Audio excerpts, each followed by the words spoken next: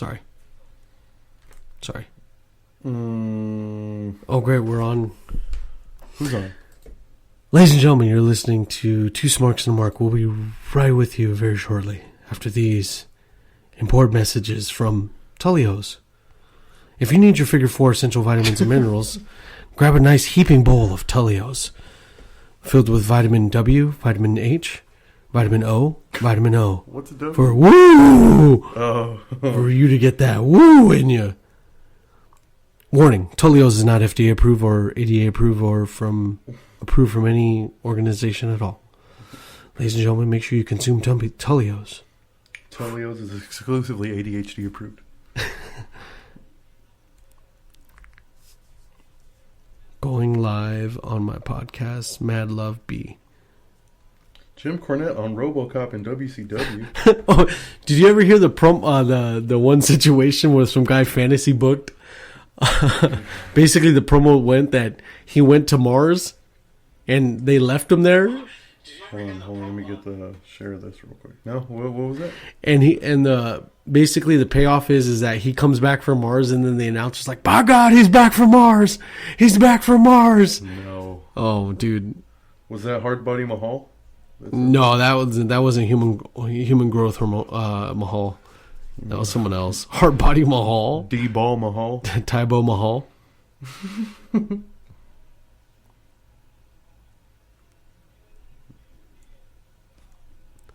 Is this your song right here, B? You know, man. I don't know. Are they saying yeah? Is this Matthew Heim Riddle? Dude, I don't know, man. Why should Matt Riddle be? Should Matt Riddle be the Riddler? Dude, it's fucking weird hearing people talk about Matt Riddle because I've watched that guy fight for literally fucking ever, dude. And like now he's a wrestler, and now people are talking about Matt Riddle like they know Matt Riddle. Man, you don't know Matt Riddle. You don't know the guy who said he smokes weed to keep from beating his kids. You know he said that, right? Yeah, I heard about that. Gordon Sully. Gordon Sully would have booked the kid. Where the fuck? Oh, here we go. Do you like Don Cornelius? That was the guy in Soul Train? No. Of course. I thought that was the guy in The Godfather. Have you ever heard of Thibe Tibiasi?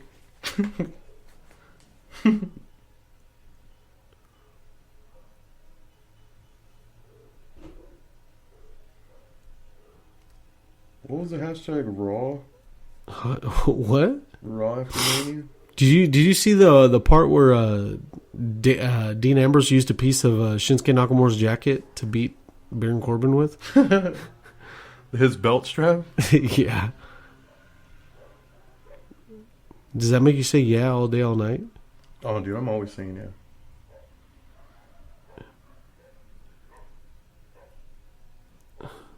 And make sure we talk about the brand switch too, because the dude, Sugar Sam Ortiz. Oh, okay. Well, fine. Cancel. What happened? No, it's because I posted twice on the same group. Okay, so say yeah all day, all night, all right? Dude, I'm always saying yeah. I told you that already. I don't think you are, man. I don't think you're ready for a revival in the tag team brand. Brand? Well, I mean, in the tag team division. Yes. Well, what do you want? Tell me what you want.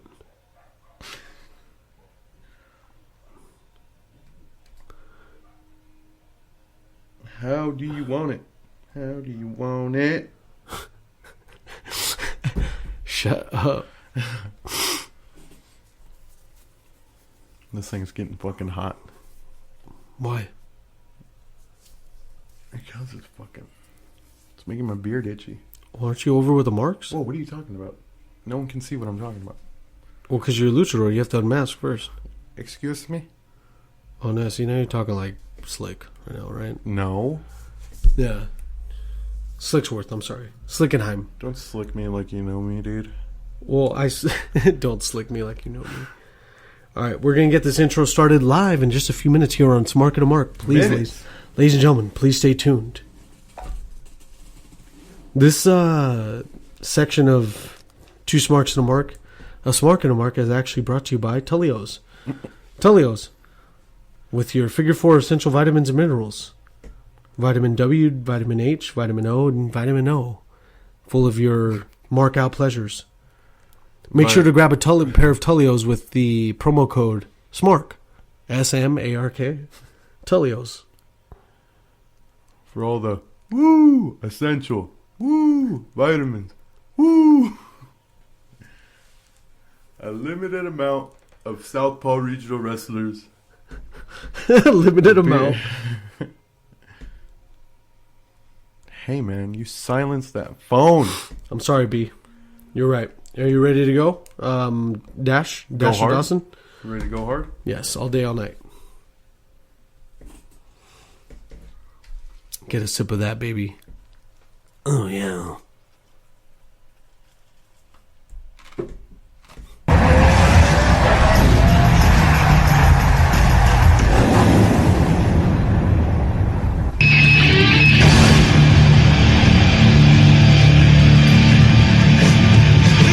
Ladies and gentlemen, from high atop the Wrestling Observatory high atop the San Bernardino Mountains, I bring you A Smark A Mark with Mark Flores and co-host Kraze.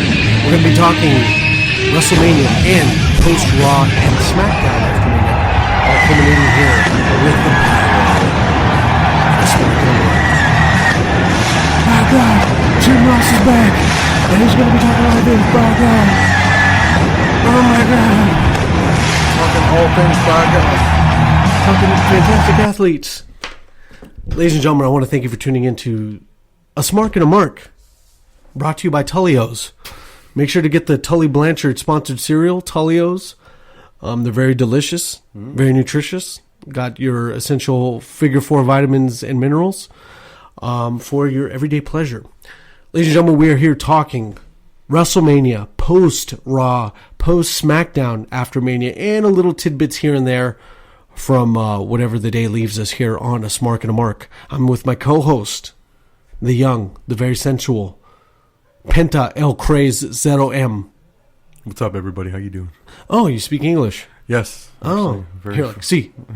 Of course. See. But of course.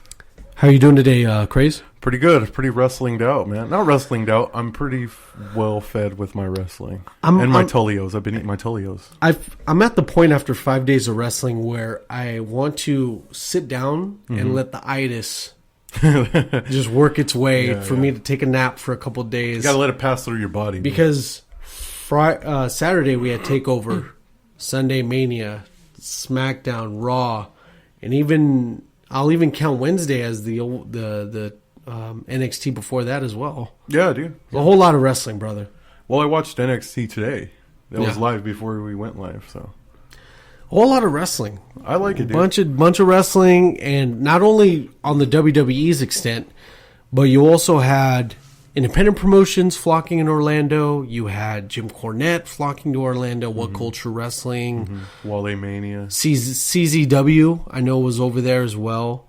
Wrestlemania, you mentioned. Well, they said that this WrestleMania week, not necessarily the weekend, but the week, there was over 150 wrestling shows in Orlando and around the world.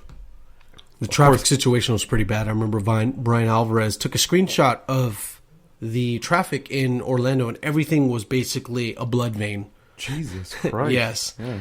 And granted, Orlando's really made for high density traffic because of Disneyland and all the theme parks. Yeah. And for that to be jam packed like that to the gills is crazy to see. It's good to see a bunch of wrestling fans in a designated area.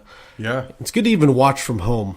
I'll give you that. It's awesome. And if you can catch it, if you can catch as much as, what's ever available, whether it's through alternative means or not, it's always fun, dude. And did you catch any Super Card of Honor? No, I didn't. I actually messaged you about it, and I asked you if you were able to get it, and to no avail. No. Yeah, you sold me on that message via Facebook. But I read heard the good things about it. I read the results. I heard there was some awesome stuff. Yeah. I actually seen a fan from the crowd.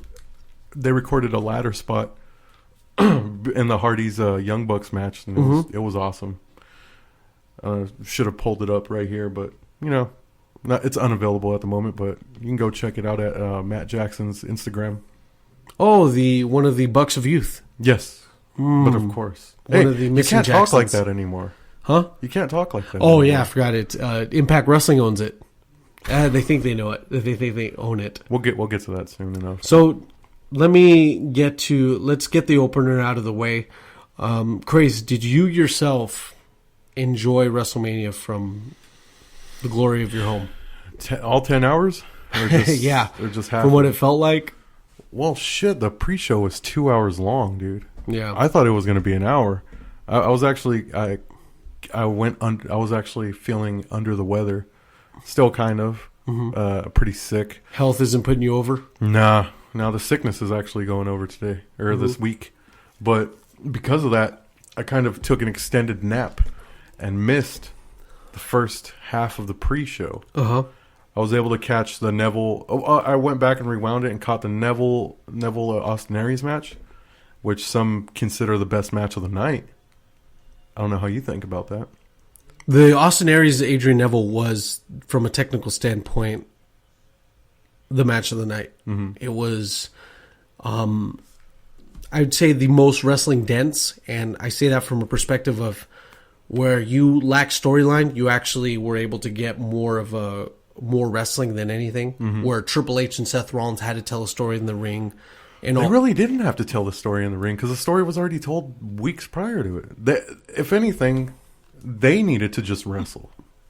Yeah, it was. I have my feelings about certain things, but you want to open it up? WrestleMania pre-show. What was the first match of the night? The first match of the night we had was I believe it was about 15 minutes of Adrian Neville. That was the first match? Actually, King Neville and Austin Aries. Yes, it was the first match. And for what they actually did was... For what they were actually able to do within that amount of time, they tore the house down. They did a very good job. For them to face the sun... Like, when the sun's in your eyes in any sport, it's a bitch. Playing basketball, any sport. Mm-hmm. Baseball especially.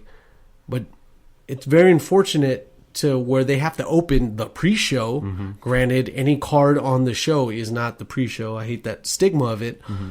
But they tore the house down. Yeah. Very good spectacle. That early. The weather looked like it was awesome during that match. It looked like it was... The sun wasn't too much of a factor watching it, but I believe it was Brian Alvarez that said that during the match, it looked like it impeded some of the spots. Plus, when you have someone like Neville and Austin Aries with their crazy moveset that they do, yeah, you need to have all spectrum of vision to be clear. But it seems like they were kind of obstructed by the sun.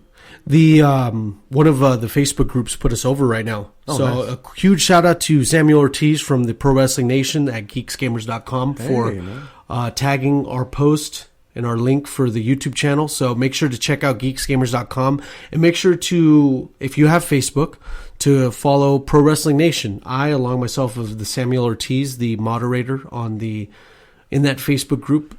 They actually have a bunch of great discussions that I like chiming in on and like plugging my podcast in. And me and Sam sort of have this mutual agreement to where if I'm able to share the Facebook group and the website geeksgamers.com, you'll be able to share the show. So great. Sweet. Good dude. stuff. Yeah. Hey, man. But with Shout this out to match, that guy, dude. Austin Aries was able to get most of his moveset in. And although... throughout the portion of the match, you think A-Double was going to get his momentum swing in to actually capitalize on it. Mm-hmm. The 450 splash he busts out, Neville kicks out of. Which he never... When's the last time you seen Austin Aries do that 450? The last time Austin Aries did a 450 had to be in TNA. Really? And because he never busted it out, ever. Even with his feud with No Way Jose, even with his feud... Oh, the tremendous feud with No Way Jose, the gripping... And I know exactly the life-altering feud with the only way they could have made him heel because he was so over is to knock in on No Way Jose, but he never busts it out. He never busts it out at all.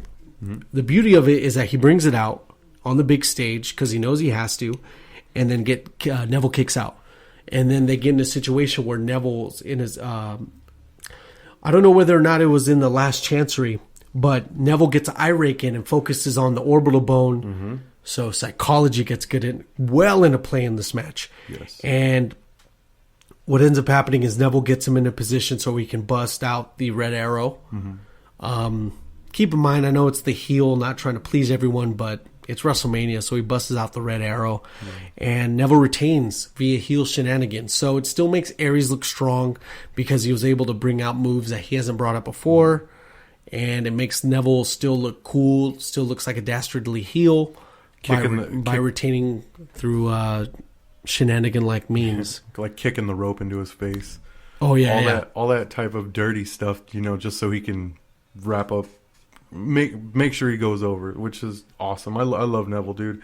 Heel Neville. I already love Neville, but heel Neville is just, I don't know. Dude, it was Neville for shizzle and all by Neville. There you and to bring to your to what you're saying is that a face Neville is always going to be a showman. Mm-hmm. But I like this other side of Neville to where he changes his moveset almost one side over. Mm-hmm. And you don't see a lot of his classic not cartwheeling, but his somersaults and the stuff he does from turnbuckle to turnbuckle. Yeah. That's true, yeah. The main thing to bring out from this is that these guys had a responsibility to tear the house down in the opening match, and they did it. This match, Stone Cold vouched for it as the match of the night, and the guy commentating with Stone Cold on his podcast vouched for it as well. From Pro Wrestling Torch, I forget his name. Yeah, but that guy's good though. It was him and Stone Cold talking about these matches for an hour, and by God, they put this match over spectacularly. The one issue I had with this WrestleMania was that it was booked funky. I didn't like the way they set up everything. Remember, it was 13 matches. It was 13 matches. Too. And the way the match card went off, you didn't know the order going in as well. No. Because of the shakeups of the women's division. And with that one shakeup, you have to move everything else. Mm-hmm. So we'll find out as it goes along. So the next match that we had on the pre-show was the Andre the Giant Memorial Battle Royal. The Andre the Giant Not So Memorial Battle Royal? Yeah. All of a sudden they want to make it sound important and everything.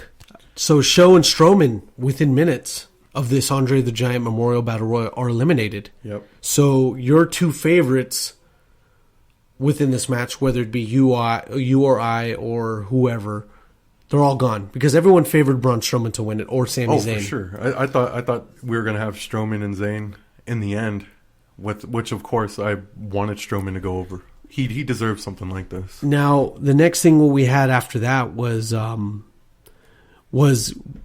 little. It basically gets on to where Rob Gronkowski and HGH Mahal, Jinder Mahal, D-Ball Mahal, actually go into a little altercation. Yeah. Now this altercation involves where Jinder Mahal throws water into Rob Gronkowski's face. And for those who don't know, Rob Gronkowski is the tight end for the New England Patriots. Not the one that got arrested for murder, but the one that's actually still... Someone got arrested for murder? Aaron Hernandez.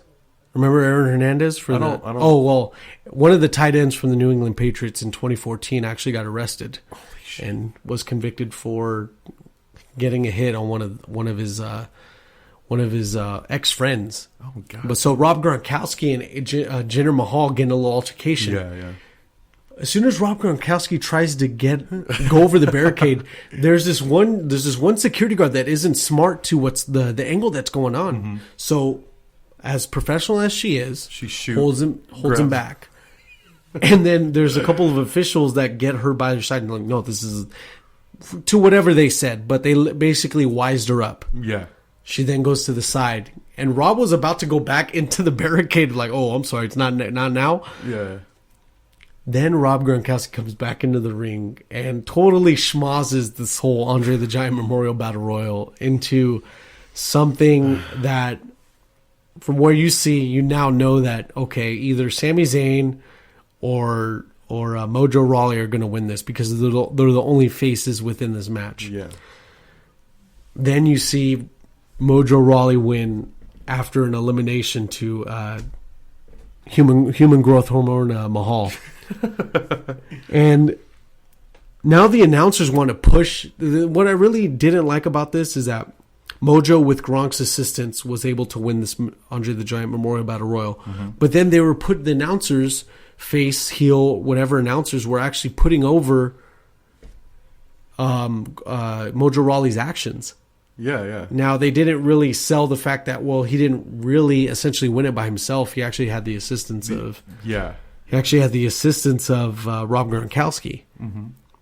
Granted, it gave him a pop and everything else, which is still cool.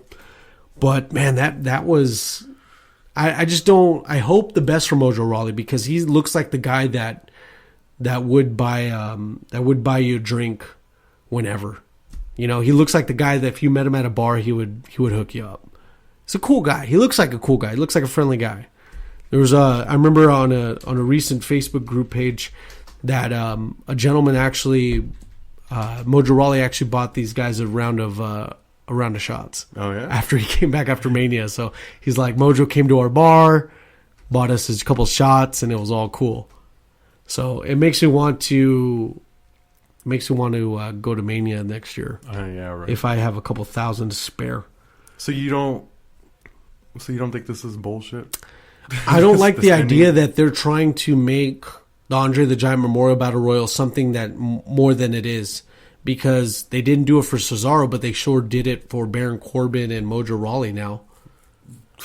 Yeah, they didn't do it for show either, but but show doesn't need it. You know, that's why I kind of thought of it as like a miss. He didn't need it. Yeah. At all. Like there's an opportunity like with Braun Strowman. You can't put a title on this guy right now, but you can give him the Andre the Giant Memorial Battle Royal sort of prestige, and still forward that push that you're trying to give him. It fell flat with Show. It fell flat with Cesaro. Mm-hmm. Like you said, Baron Corbin, he was the one guy that it kind of helped. And now what do we do with Mojo Rawley? Now that when Stone Cold was talking about this on his podcast, and I believe Dave Meltzer on his podcast too said that this was more of a sort of ESPN highlight than a reason to push somebody. You know, having Gronkowski and Mojo Rawley on the same highlight reel. Yeah, it kind of favors that more than it favors an actual legit wrestler getting pushed, like Braun Strowman. Or I felt more of it was like a publicity stunt when you get a celebrity involved on it. It's kind of how they did for WrestleMania 11 when Bam Bam Bigelow faced Lawrence Taylor. Mm-hmm. You basically get that sports element involved in it, and it works. Oh no, take that back. I believe it was WrestleMania 9. No, that was Vegas. No, WrestleMania 11. That was Lawrence Taylor and Bam Bam Bigelow. That was the main event. What a mark! No, and Bam Bam Bigelow was paid like $400,000 to put over Lawrence Taylor. Well, there you go. Crazy. I'll take it. The next match that we had on the pre-show, keep in mind. Yeah. Okay. Perfect. Thank you, Zach Jack, for that WrestleMania 11. WrestleMania 11. Are you saying that WrestleMania 11 was bad or what? No, that was if Lawrence Taylor and Bam Bam Bigelow are the main event. No disrespect to Bam Bam. That was the main event. Mm-hmm. Oh God. So the next match that we had on this pre-show, keep in mind this is a pre-show, is another title on the line. So, are you talking about the Intercontinental title match between that should have been a hair versus hair match between Skinny Jeans Man Bros versus Baron Bosley? Yeah, so we had Baron Corbin versus Dean Ambrose for the Intercontinental title. And keep in mind, let me go on this brief little segment that if you want to put a title in its infancy over, or if you want to put a title in general over, you don't put it on the pre-show. Having that title of the pre-show just brings it this negative vibe that it doesn't need. Because the Cruiserweight title doesn't need that. If you want to bring respect to the title, you have to have it somewhere deep in the card just to make it seem legit, like this is real deal. And like how we were saying a week ago, or last episode, that we need to bring a little bit more respect to the Cruiserweight division because people are kind of brushing it under the rug. Like not a lot of people aren't putting it over like it should. The Cruiserweight division is awesome. You know, regardless if the Bollywood boys are in it or not. The Cruiserweight divisions is shit. Yeah. And like they shouldn't curtain jerk on the pre-show the Cruiserweight title. Exactly. And I felt that for you to put a title in its infancy on the opening match of a pre-show. Granted, you could just call it just WrestleMania and just start it early. Who cares? Have people tune in. People will tune in if you don't call it a pre-show. Oh yeah, because they're like, if you and I think about a pre-show on a football game or a basketball game, you don't necessarily need to tune in. No, I'm thinking I can go get more food. I can go get beer. I can take a shit. And we don't need that as far as wrestling goes, because if you want, division doesn't need that, especially with titles on the line. That just gets my goat. So another mistake they did was they put the workhorse title, the Intercontinental title, the beautiful, the well-respected Intercontinental title on the pre-show in a throwaway match of SmackDown caliber. There was nothing special about this match between Baron Bosley and Skinny Jeans Ambrose. Exactly. So the match between Dean Ambrose and Baron Corbin was actually just okay. It wasn't even okay. It was all right. And granted that these two guys just have this moveset that isn't appealing. And the issue with Dean Ambrose or Baron Corbin is the fact that one guy that faces someone on the other end, whether it's Dean Ambrose or Baron Corbin, has to outshine the other via their moveset. Because when I discuss matches with Dean Ambrose or Baron Corbin, we know that neither of those two guys can deliver, but I can depend on the other person facing them to deliver. Yeah. These guys are literally the same. Come from the same moveset background. Rough, jean wearing, nearing balding kind of guy that just doesn't care. Yeah, it's just this blue collar wrestler. Let me bring it to you like that. Well, here's the thing with Ambrose and Baron Corbin. I think all their matches need to be gimmick matches. They need to be street fights. They need to be backstage brawls. They need to be leather strap matches or whatever, because those guys are kind of cut from the same cloth, and they're gonna excel in that sort of niche matchup. Yeah. So just to have a straight up wrestling match on a pre-show that was kind of shitty, it did nothing for me, and it pissed me off that the Intercontinental title was just there. So we had in a comment from the official lunatic, probably a Dean Ambrose fan here. Just kidding. Sorry, Zach Jack. I think the Dean Ambrose versus Baron Corbin match should have been a SmackDown match. The match they had on SmackDown after WrestleMania was better than the match they had on the WrestleMania pre-show. With no title implications either. No. And you don't need... we'll talk about that later. So then, what I had after this match in respects to Dean Ambrose's title run has been mediocre at best. Yeah.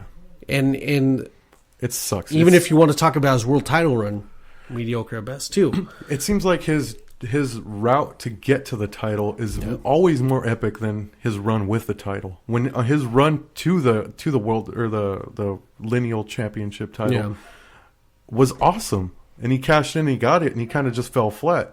His run for the Intercontinental, though it wasn't the best, it was a lot better than when he won the title and then didn't defend it, and then kind of just... We're coming up at the half-hour mark. I want to let you guys know that you guys are listening to A Smark and A Mark, where we're talking about WrestleMania, the Raw after WrestleMania, and SmackDown Live. We're going to be discussing what happened during WrestleMania and post Raw and then SmackDown. So this is going to be applying to all you wrestling fans here on the Green Thing, Stream Thing, Mr. Stream Thing GTP YouTube channel. So then we had the beginning card finally after all this. AJ versus Shane McMahon. AJ Styles versus Shane McMahon is this match where, well, both of them would benefit fighting someone else somewhere else. You literally could have got anybody else. But this match was actually pretty impressive. It ended up being way more... It exceeded any expectations I had. Like, you predicted that there was going to be a swerve that maybe Shinsuke comes in. And for some reason, my heart stuck to that prediction. I wanted that to happen. I wanted Shinsuke to come out and then end up wrestling AJ in a shutdown, like, crazy show-stealing match. But we had Shane versus AJ, and it just goes to show how good AJ is to work with literally nothing. Yeah. And no takeaway from Shane McMahon, but he did his best. He did his darndest to make AJ look good, to make himself look good. There was a few MMA submissions and reversals, takedowns that I saw. There were jiu-jitsu moves. Jiu-jitsu, perfect. Well, I have to umbrella that in the MMA umbrella. But I'm here to smarten you up, man. Well, perfect. Well, that's why I get good to smarten up. So we had arm bars, we had omoplatas, we had triangles, we had some pretty good transitions, though they were sloppy because Shane is 50 years. It looked like they were just sparring from the 450 to the triangle. Yeah, that looked like he had to get something in, and it didn't feel like it cinched in instantly. Well, here's the thing: the way he did it, the left leg's supposed to go and close with the right leg. But he did the right leg closing on the left leg on the left side, which is the complete wrong way to do it. Yeah. Because he cinched it up the wrong way. He actually had to open it up and then cinch it in the right way and then finally lock it in. But that whole jumble right there, to my eye, where I know what's going on, I'm like, holy shit, he needs to fix this. This sucks. But to everyone else, it looked like he was working a submission. But, I take it for what it is. He's not a black belt. He's not a high caliber athlete, elite athlete, but he did what he did, and he made it look passable. So Shane, good job, Shane. From what I saw too, I saw that AJ had the calf crusher locked in, but then was it Shane McMahon that took it from a calf crusher to an armbar? Yeah, I believe that's what it was. Yeah, that was one of the moves of the night where I was like, okay, Shane isn't playing. He actually went with the idea of, look, I'm not going to give you a big jump from I'm not going to go to the top of the fake ring and, swanton onto the announcer's desk. Mm-hmm. I'm actually going to give you a great match within the squared circle. And the only time they actually brought out the garbage cans was just to do the coast to coast. And that was what AJ ended up doing, which was funny. So the coast to coast is confirmed when the trash cans come out. Yes. And,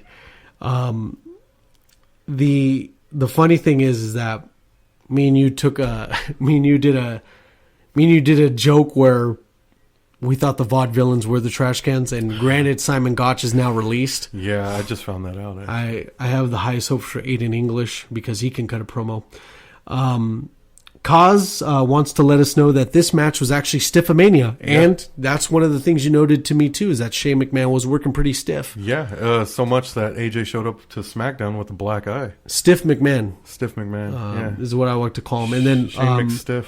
Zach Jack wants to also input that AJ Styles versus Shane McMahon was good. I'm an AJ Styles fan, so I'm happy he won. You and I both. Yeah. Great AJ Styles mark there. So then what we had was Shane misses for the finish. Is that Shane missed the shooting star press. Picture this 47-year-old man shooting star pressing and missing. Bad. And not really using his arms to pad. And that was one of the things I was like, I grabbed my stomach. I was like, hell no. AJ then was able to get the phenomenal forearm, and AJ Styles was able to win. And Shane McMahon's at a point in his career where Shane can take a loss to anybody and put him over. Mm-hmm. Especially if Shane does what he does best and put on a hell of a match, which he did. And win or loss, it doesn't matter. His track record of people he's faced is still prestigious. Probably the best over some wrestlers today. The Rock, Undertaker, he AJ, actually even all in their prime. He even faced X-Pac. I don't know whether or not he won the European title, but it was for the European title. Oh, shit. Yeah. Chime in if you know.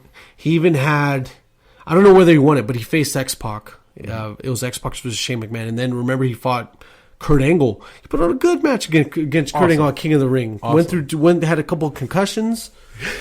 A couple head drops. So the next match that we had here on the card was... How'd you feel about that being an opening match for the Raw? For the main WrestleMania card? I was surprised. Yeah. I was surprised that this match was so low on the card, but... You needed a banger to start it out with, dude. Exactly. And like Austin Aries versus Neville for the pre-show, you needed some match to set the precedent. Mm-hmm. And with the responsibility of the opening match, that's what they had. So then we had Kevin Owens versus Chris Jericho. Another one. I was surprised it was right away. That was one of the first matches. Another title match that we had here. Good spots. This match had a lot of good spots. The cannonball to the inside, and then he rolls to the outside. To the outside and then he does too. It to the outside. Awesome. Both guys had a great match, and I feel to finish off this best friend storyline, you only needed WrestleMania to do it. This needed to end at WrestleMania. And I think there's a great variety from Kevin with the cannonball from the inside to the outside of the turnbuckle. Yeah. I haven't seen him do the cannonball to the outside of the turnbuckle. No, I've never seen that. And I figured that he was saving it for then. And the Swanton Bomb, that was beautiful. That was awesome. And when it got near the finish here, the first pop-up powerbomb that Kevin Owens gives Chris Jericho, all I saw was head hit the canvas. Yes. And I was like, Bounce. Homeboy's cage is rattled. Yeah. Because when you need to make something look good at the biggest stage of the pro wrestling's mecca, you need to do it for real. You need to pretty much do it for real. And Kevin Owens gave Chris Jericho a powerbomb that he won't forget. Yeah. One that he won't remember either. And I remember this one spot that Kevin Owens and Chris Jericho had where Kevin Owens was almost going to get pinned, and at the 2 count to the 3 count, he puts one finger up on the rope. Mm-hmm. And I'm like, damn, that does so much for me as a fan that is always pro heel, because you got to appreciate what the heels do as much as the faces. But that one finger on the rope is pretty much the culmination of what Kevin Owens is. Fucking bastard. This guy has just put one finger on the rope and just went like that. And beautiful. A lot of people hate that, man. I've seen people on Twitter talking so much shit. Now, from what we have here, through a few spots after this, a spot that was of note, and I don't know if you're bringing it up right now, was the reversal for the pop-up into a code breaker. Yeah. Awesome. That was a good one. Fucking Jericho's literally, he's setting himself up to be the greatest of all time. 45 years old. He's the greatest of all time. Like, still, right now. He's one of the greatest wrestlers still doing it today. His resume would tell you that. I would agree, and I would agree. There's certain things where it's like, damn, we're going to have to agree. Official Lunatic says, I thought he should have put his whole hand on the rope. That's the work, bro. That's dog. It. That's what gets you, Zach Jack. It's the little bit. That's all he needs. He doesn't need the whole hand. He knows he needs just that one finger, and just that one finger right there. The match still continues. And Zach, we appreciate all the input you put in. So please, as we progress through this card, along with Big Nugs and Cosmo, Nugs understands. Please just keep coming with input. We like the variety within the show, and please, within the Facebook Live group that we have going, the Instagram Live group that we have going on, make sure to put in input to the matches that we have here. We're discussing WrestleMania that A Smark and A Mark would like to call Smarkamania, Smarkamania 1. Yes.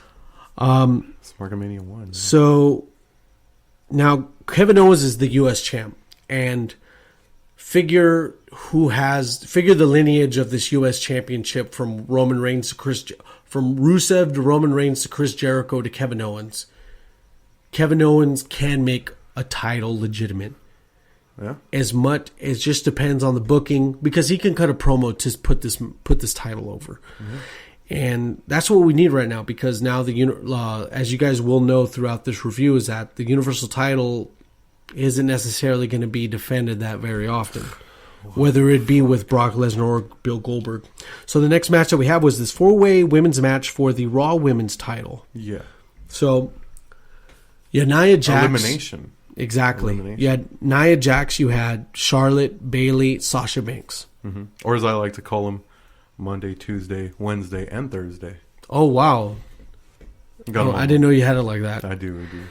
So we had early domination from Nia Jax. Mm-hmm. Good stuff. You got to put the early force domination stuff in first. That's great. Can I just throw this stat in real quick? Go ahead. It's for the previous. It's a Kevin Owens stat. Kevin Owens, for more than 50%, or now it's probably more than 50% of the time that he's been in the WWE, he's been champion. So, like you said, this title, he'll bring prestige to it, because it has fallen flat since John Cena put it over with his open challenge. And as much as I hate John Cena, what he did for the United States title was nothing short of amazing. Yeah. But then afterwards, you got Rusev, you got Roman, you got Chris Jericho, who, how many times did Chris Jericho defend it? Come on. So Kevin Owens, man, he's championship caliber material, man. Let's make the United States title great again. And please, if you're ever a title holder, don't let anyone jizz on the title.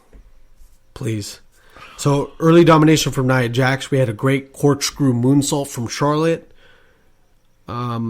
The way the elimination process went was all three of them had to destroy Nia Jax, which is good for Nia Jax because it make her look strong still. And you also had an elimination to Sasha Banks, so it leaves Charlotte and Bayley. So Charlotte and Bayley have this great sequence, which then... Well, what about the German suplexes that Nia Jax ate? Not only is she eating cheeseburgers, as Lunatic likes to say. Yeah. I'm sorry, I was reading the comments while you were talking. But there was some pretty nasty spots that we've never seen Nia Jax take before. So, congrats to that, man. That was awesome. And one thing, too, is that you had to keep Nia Jax looking strong because, as we all know, she's going to take that title. She's going to take that title in destructive fashion real soon. It just depends from who. Yeah. But lo and behold, after the whole psychology of this match was that either Sasha Banks was going to get the title from heel shenanigans or Charlotte, Bayley actually retained. Yeah. So this leaves her to either lose it in her hometown in San Jose at Payback or some other time. But one thing I wanted to get with this is that the psychology for this match was well played. I mean, Nia Jax kept her looking strong. Yeah. Sasha Banks doesn't necessarily lose anything because, well, the best thing for her right now is to turn heel. Yeah. Charlotte's already won it more times than I can count. And Bayley, she needs that WrestleMania moment. Just to nip that in the bud of the stereotype that she's just like, well, she's not doing it for anyone. Yeah. What did you think about the finish of the match? Oh, with the elbow? That was in respect to for Steamboat Savage at WrestleMania 3. I thought that was cool. I was like, way to pay homage to one of your favorite wrestlers, Bayley. But one thing is, I point to the stars before you do that elbow next time. She was just like this. Very good point. And then she didn't point to the stars. If you're gonna pay homage to the Macho Man, if you're gonna hold on, let me channel an envious seance. Oh yeah, one thing, Bayley, if you're gonna channel in the Macho Man, make sure you point to the stars. Yeah. There you go. Oh, I'm the Tecate man. Give me a tall boy right there. Yeah. All right. Pretty good elbow drop though. Yeah. It was no elbow drop, but it was a pretty good elbow drop. Yeah, it's not a no elbow, but it's the Macho Man's flying elbow. Oh yeah. Cream of the crop. What did you think of the match overall? Overall, it wasn't bad. It wasn't bad. I didn't think they were going to put the women's Raw title before the women's SmackDown title, but Raw is getting a lot of love on this WrestleMania. Yeah. And it only makes sense to put the SmackDown women's title later on in the card. Yeah. But as far as the match itself, it wasn't. It was good that it was an elimination match because you can get some work, like you said, have Nia Jax look strong, but as well as not lose cleanly. Sasha had the best entrance, but she kind of just. Cosmo said that she's starting to suck. Like she's. Wait for that, because like you said, if she has a full heel turn, then we're gonna get Sasha, cream of the crop Sasha back. Yeah. But Bayley winning the title, it would have been better if she won it in San Jose, maybe. But like you said, I don't see Charlotte taking that title like again and again and again, losing it again. They're playing hot potato with that women's title, and I'm not really digging it. Yeah, especially a title like that in its infancy. It's only a year old. It started at WrestleMania, so we have to make sure that this title's protected, brother. You can't be passing it around. Let's work on that promo, Bayley. The next match we had was Triple H versus Seth Helios, or AKA Seth Rollins.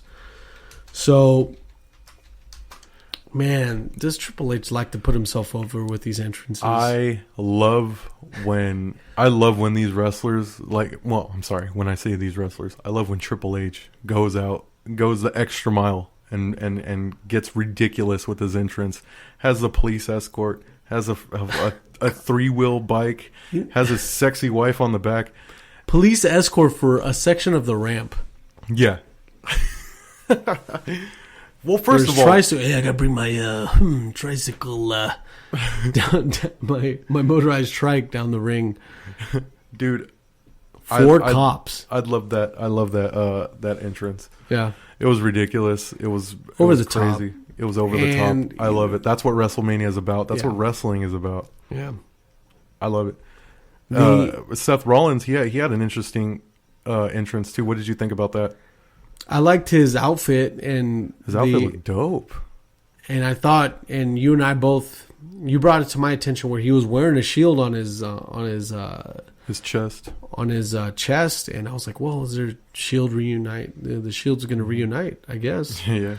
And we'll go through it further in the match, but his entrance where he has an actual lit torch. Puts it on the ground, and then that torch ignites all the way to the rest of the ring. And sets the ring on fire. Props to the ring production crew on this whole thing, because we're going to get to a few more parts of this not this match necessarily, but the production crew for the rest of the night did their job. And yes. it is the best ring setup ever for any WrestleMania. It was pretty damn good. Yeah. It was awesome. It was good. So Seth Rollins versus Triple H, you have this bad blood between them, this hold harmless match that actually made it on the card. Helmsley. And this non-sanctioned, fully sanctioned match. Yeah. And one of the best matches that I had that we had from this was the crossbody from the very tippy top of the turnbuckle. Not only the actual third rung on the turnbuckle where the ropes meet, but Seth went, I would say, about half a foot more. Higher on that to shoot a crossbody. Props for Triple H for taking that bump. Yeah. That is hard. I was watching this match. Yeah. And I was thinking to myself, the match with Roman Reigns, the match with Sting, this right here, this match with Seth Rollins was probably the best that Triple H has looked in a long time. As far as like having a match with someone and keeping up with Physique-wise, too. Physique-wise, he looked fucking awesome. Triple H looked damn good in this match. He's in his mid to late early 40s? Yeah. Early 40s? I don't think so, dude. He's like 50. I think so, yeah. Well, if you guys in the YouTube comment stream can let us know how old Hold Harmless Hemsley is. That's what the other two H's stand for now. Let's see what he got as far as age. Oh, he's 47. 47. Born in the year of our Lord 1969. So yeah, Hold Harmless Hensley. I've always been a fan of Triple H, dude. I love the guy, and regardless of what people think or how people think, he's positioned himself in the company today. For the idea that, and I used to think this, that Hold Harmless Hemsley used to bury people. He actually holds the record for the most losses at WrestleMania, 12. Yeah. And I have to take a couple of my comments back. I thought they stood for Harry Hemorrhoid. Wow. Harry Hemorrhoid Hemsley. The thing with Triple H now is that I'm glad that he's able to put these guys over as much as he did, because now the last 3 years he beat Sting, but now he lost to Roman Reigns, and now he lost to Seth Rollins. All he needs is for Dean Ambrose to beat him, and all the Shield has beat him. So great, we'll find that out soon enough. But Seth selling his knee and recreating the same spot that got him injured in the first place, to then build the idea that he's injured in the ring, perfect. That's one of those skills that you really can't. It's one of those intangibles that you really can't teach a wrestler. I don't know whether or not they discuss it in the back, but for him to actually remember what got him injured and for him to try to implement that back, some wrestlers won't do that. Some wrestlers like, well, I'm never going to try to do that shit again. Yeah. But just to keep away from anything happening ever again like that, yeah. Exactly. And for Seth Rollins to be down with that, perfect, because then it builds up tension within the match. Did you think this match was too long? This match went like 26 minutes or some shit. Long. Cosmo, Dean Ambrose did beat him at Roadblock. No. Dean Ambrose didn't win at Roadblock. That was after Rumble. Yeah. He didn't beat him at Roadblock? Yeah, Dean Ambrose didn't beat Triple H. Unfortunately, brother. Looks like you don't know shit, brother. He's not over as much as he says he is, brother. You're more of a mark than a smart, brother. So then... what'd you think? There was a table set up. I was waiting. Maybe H was on the ropes and Rollins runs at him and Triple H does his patented, up and over and Seth crashed to the table. No, that didn't happen. So Stephanie McMahon climbs on the apron and we get a little tease back and forth back. Yeah. Triple H finally, he rushed Seth Seth pushed him into it. Yeah. And then Triple H nudges Steph for her to take the bump, which gives her her comeuppance for her like talking bullshit to Mick and all the bullshit that she's been given as Raw GM. Yeah. And a couple things to note too is the picture perfect frog splash from Seth Rollins, the Falcon Arrow that he was still able to pull off with. I don't know whether or not it was a bum knee, but he was able to pull that Falcon Arrow sequence, which the move before that escapes me, but he's able to do the Falcon Arrow after that. Yeah, which is still crazy. Falcon Arrow combo. Oh, that's what it was. Yeah, the superplex followed by the Falcon Arrow, which in sequence is very difficult to do. Dude, I probably can do one of those moves on a pre-workout or something. I don't know. But seeing Triple H take that, because it's and you still have to lift Triple H up. Yeah, half of it's Triple H doing it too. Yeah, when I seen that move executed so perfectly, that's when I was thinking, man, Triple H looks like $1 million right now. He looks really good. Another thing to point out too is that it's great to Seth. It's the fact that Triple H can still go is impressive, and lo and behold, Seth was able to get the upper hand on Triple H. He was able to get the pedigree on Triple H and get the victory. And one thing to get off of this is that it's great to see Seth's end to the pedigree finish of his career, the pedigree era finish of his career, because this was supposed to end a year ago. We were supposed to have this match a year ago. Really? Yeah. Okay. Because of... Did you think he was going to curb stomp him at all in this match? No. I was waiting for it. The whole idea of him curb stomping anyone is always out of me because I guess Vince ex-nayed it because from what I heard on the Talk is Jericho podcast when Chris interviewed Seth is that he was like, well... That's right. Yeah. They don't want kids to recreating these sort of moves exactly. like It's like, that. all I could picture is one of my little kids to do that. Oh, I seen Orton taking, busted him up. Yeah. What move do you put Seth? Move do you put Rollins with now? Just give him a burning hammer. Fuck it. give him the reverse Death Valley driver to make it not sound like a burning. I know, right? Well, reverse Death Valley driver sounds a lot more appropriate. Yeah. Just give him the burning hammer, or give him the Albanian destroyer. Albanian destroyer? Who, the authors of Pain? You know they're Albanian. All of those guys? Yeah, my nephew. I was watching NXT with my nephew, and he's like, "What kind of English are they speaking?" And I was like, "They're not speaking English at all, dude." Just give him the Galloping Gonzo. That would work. The next match we had was one last thing. Going into this match, Seth Rollins has rebranded himself the Kingslayer. He took off his jacket and he was wearing a new Seth Rollins shirt that said Kingslayer, which is now available on the WWE Network. If you missed the specials they had over the weekend, you fucked up because I missed the specials and I fucked up. But rebranded as the Kingslayer, he has slayed the King of Kings, Triple H. Who do we have next? The King of Strong Style, Shinsuke Nakamura. The Demon King, Finn Balor. And if we go as far as to keep this fucking Kingslayer gimmick going, the King of the Cruiserweights. Those are 3 matches that Seth Rollins is potentially ahead of him. I would love to see him beat all of these people and finally finish the Kingslayer gimmick. That should be the next era of Seth Rollins right there. King of Strong Style, King of the Cruiserweights, Demon King. There you go. That's my pitch right there. That's my booking. What do you think? That's pretty good. And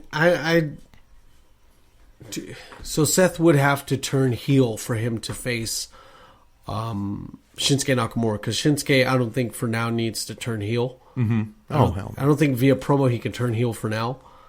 So that's fucking nuts, man.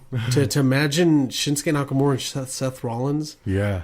And for Shinsuke to actually put a great match with him, and we've seen great matches from Shinsuke. I've seen that live. Yeah, homeboy can still go.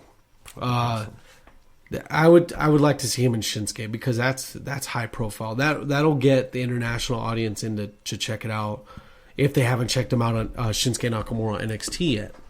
I know you listened to the Stone Cold review Wrestlemania. Yeah, you listened to that because from what you're saying. He said that Seth Rollins is missing something. Did you get what he was trying to say when he said that Seth Rollins is missing something? When you think of Shawn Michaels, you think of the showstopper. When you think of Stone Cold, you think of anti-establishment sort of. When you think his of attitude that goes with it, the characteristics. Yeah, when you think of The Rock, you think of the most electrifying man in sport. Yeah. What does Seth Rollins have? What doesn't he have? What does he need?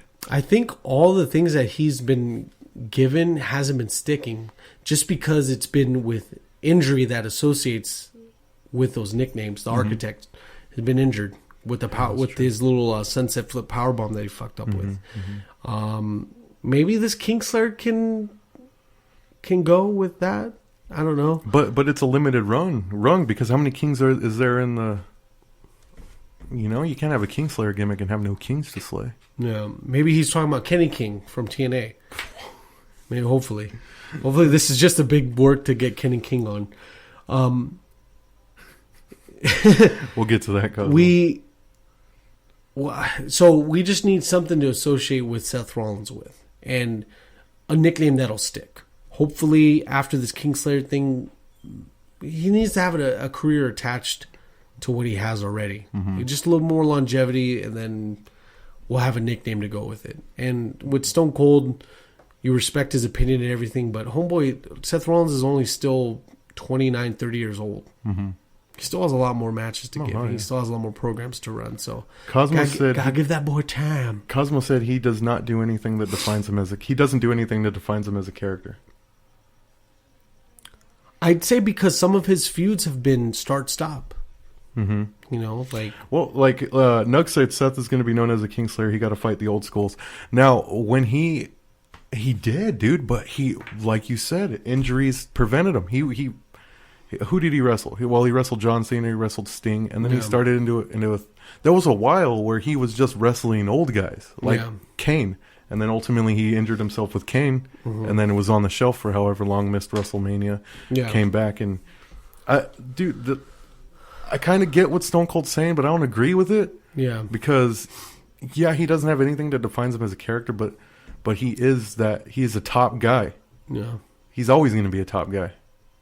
Maybe in time he'll flesh out some sort of persona that's going to stay with the match that made him a top guy in my book was SummerSlam 2015. Him and Cena, they fucking tore the house down with that match. Yeah, there's some shit that Seth hasn't busted out in a long time because of that match. And it's a very incredible match. One thing about his frog splash, I call it a wheelchair frog splash. Yeah.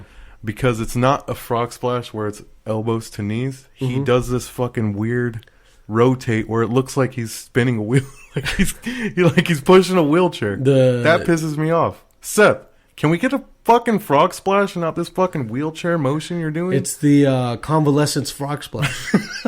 That's what it's called, the convalescence frog splash. Cosmo said no, he needs to have a gimmick, period. The matches don't matter. Him as a character is going nowhere. Stone Cold is plagued with injuries and still had a strong character. Cosmo, good point. I can agree with that. And we have to see what the cards play out, because Seth's at a point where he's still young, and we have to see with a couple of feuds and everything where this thing can still go on. The next match that we had on the card was Randy Orton versus Bray Wyatt, which I like to call the special effects match that we had, because we had roaches, maggots, worms, and worms being displayed inside the ring. Projected from... This was Bray Wyatt's sorcery. We got to keep kayfabe going around. Yeah, that's true. Which did nothing for everyone that's ground level. Yeah. They didn't see any of that shit. To the because people it was projected above onto the mat. To the people that can only see the the big screen. Oh, you know what? And so we had the early offense from Randy, which I thought was impressive because then we brought out the scoop power slam, scoop slam real quick. You're going to talk about this match, and I'm going to go ahead and sit out of this conversation because this match sucked. By far the worst match on the card, and I didn't give a shit about it. It was cut short. Cutting short. They didn't do anything with the time they had. And RKO on the outside. That's it, dude? Yeah. What did you think of it? What I really thought is that I don't think Randy Orton should have... I think Bray Wyatt should have retained because he needs his comeuppance at a WrestleMania. Yes. That's what I believe. And for Randy Orton to be a 13-time champ now, after a big gap of not being champ, it doesn't do it for me. Let's have Bray Wyatt have his time in the sun with his championship. No, obviously not. I guess it didn't work at house shows with him as champ. Who knows? But long story short, Randy Orton gets an RKO out of nowhere and ends up getting another title. The crowd pops for it for a face that burned down a house. So it just didn't really do it for me. The next match that we have to cover, because we didn't, and because I wanted to save it for before we got into the big stuff here, was the tag team match. We had Enzo and Cass versus Sheamus and Cesaro versus the Club. Now, as this match is going to start, after all three of the competitors start in this ladder match, the New Day come out. Mm-hmm. And they're in their ring gear. And it makes it look like they're going to come out and be the fourth competitor in this match. Mm-hmm. We're then set on a big ruse from the New Day when they actually reveal that the Hardy Boys are the fourth opponent in this ladder match. Mm-hmm. And boy, if that place had a roof, that shit would be in space. Yeah. That shit would be sent in orbit. Yeah. Because the crowd went nuts. I've heard WWE's production level, the audio level of that pop, and then I heard cell phone pops of when Team Extreme shows up, Matt and Jeff Hardy. Yeah. The place went nuts. All right, here's the thing. I took a bathroom break because for some reason I thought Pitbull was going to be up, and that you know the. So you got the green light to use the restroom. I got the green light to use the restroom. When I came back, my nephew was freaking out. I said, "What are you freaking out about?" As I'm walking back to the room, and he points at the screen, and of course Matt and Jeff are already in the middle of the match, and I freaked the fuck out. I wasn't able to see the initial reveal, which after that match ended, I went to the other room and I pulled up on the network. I rewound the live stream so I can see it again. Amazing response, which I'm going to go ahead and say which has to be factual that the Hardy Boys are the first ever to win to don Ring of Honor and WWE Tag Team Champions in the same weekend, in the same 24 hours. Yes, exactly. That is fucking amazing. And they're still going to do some of their dates later. It was revealed via Twitter that in Ring of Honor? Not Ring of Honor, but the rest of their appearances. Where? That are independent. Oh, really? Yes. That's crazy. With WWE titles, they're going to go and wrestle with those titles. Not up for grabs, but it's just, just for them to be there. Mm-hmm. Which is good because now this is a change for WWE because now they're bringing more eyes to a promotion that's not theirs by having WWE champions show up to those arenas. So if they're not sold out, now they're going to be sold out. Yeah. Because now these guys with more notoriety are showing up to your event. And now for those that know now that the Hardy Boys did win the tag team champions with this fatal four-way ladder match. Mm-hmm. It was an incredible match to see because you have this nostalgic Attitude Era feel. Mm-hmm. And you had the Club get their shit in. You had Sheamus and Cesaro get their shit in. And then you had Enzo and Cass. That Enzo and Cass were able to get some stuff in, and they were able to meld well with everyone else. Like they didn't stand out. Much. Yeah, they didn't stand out as like the weakest of the teams. They still did some cool shit. Yeah. The big spots came at the end where Jeff Hardy came onto the top of the ladder and 14-foot ladder. Swanton off that ladder, mostly onto Sheamus. Oh no, mostly onto Cesaro. And then Sheamus was like, "Oh shit, this ladder didn't break. Let me roll off." Yeah. Which he hit another ladder on his way down. Which good stuff to Cesaro because he's able to make anything look good right now. His selling's phenomenal. Dude, what stood out to me in this match was the tag team work with Sheamus and Cesaro. They were mixing shit up. They were doing spots at the same time. They look like, I didn't notice until this match. I noticed, their tag team sort of run till now that they're starting to get better. But during this match, they're a full-blown tag team. Now they got tag team, the Hardy Boys, they're like the one tag team that has the most tandem moves where they're working with each other. They're the one that has the most depth in their tag team arsenal as far as moves. And Sheamus and Cesaro are coming up on that too, man. They're doing a lot of cool moves together. I like how they were able to put over the fact that they're melding together to have like this synchronized entrance. Oh, Sheamus and Cesaro. That entrance was all right. I love Cesaro's entrance or Sheamus's entrance. I liked it when he first came as a different character, rebranded. Yeah. And at WrestleMania, the angle they had where they showed, the pop and then the lights come on and then the fireworks were going and the thousands of people, it looked epic. That entrance gave me goosebumps. Sheamus and Cesaro's entrance at WrestleMania 33, awesome. So now Matt Hardy and Jeff have the Raw Tag Team titles. Yes. And for a lot of people, you didn't think that they were just going to get it that quick. No. I didn't think so at all. It was hard for me to believe that they were going to actually show up. Mm-hmm. But they did. Well, they're on an expedition to... They're on the expedition of gold. They're procuring some of the most prestigious tag team titles in the round. They even got the Mexican tag team titles of the world.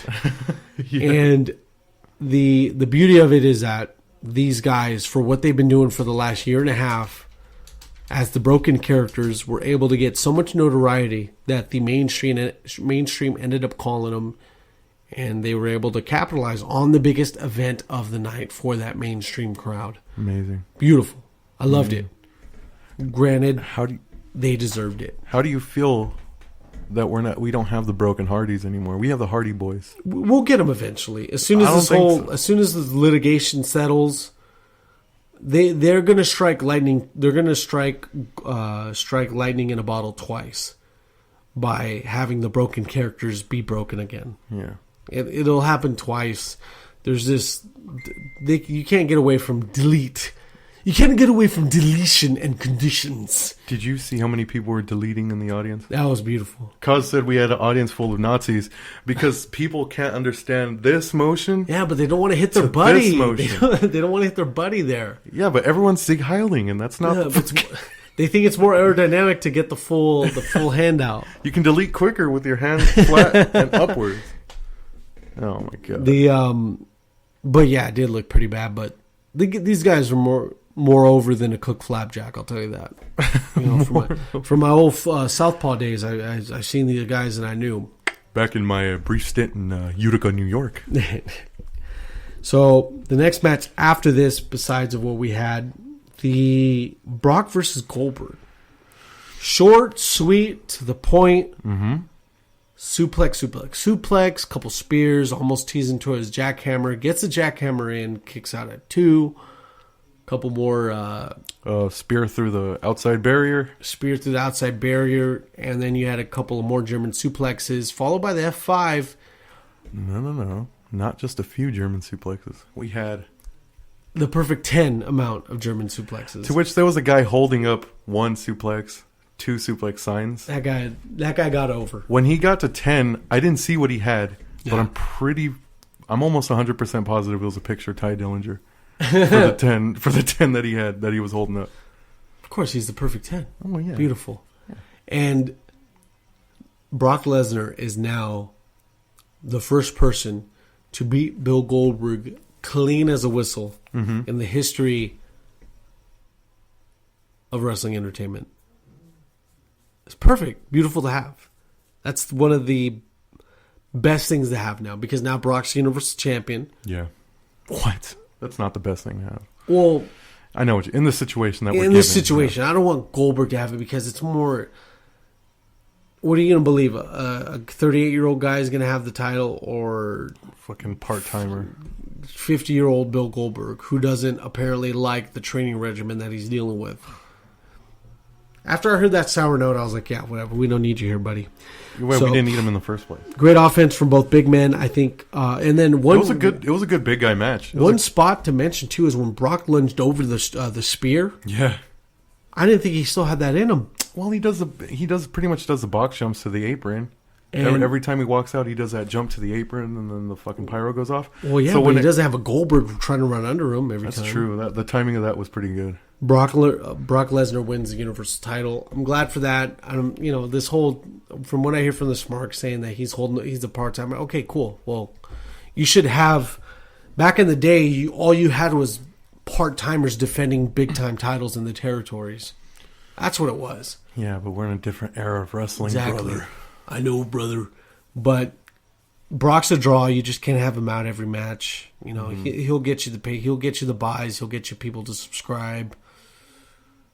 He's working. It reminds me of Al Thompson from TCI.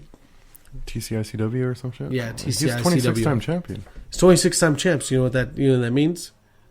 You don't know what that means, do you? It means he lost the belt 26 times. So, shout out to Al Thompson. Al Thompson's putting in work, brother. So the next thing that we had before the main event was the women's SmackDown women's 4-way match, which is before the main event.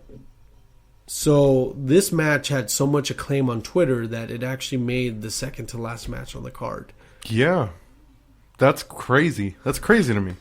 Pretty insane. Which it was. They did it. They had a pretty good match. I'm not gonna lie. I'm not even gonna front, man. They had a pretty good match.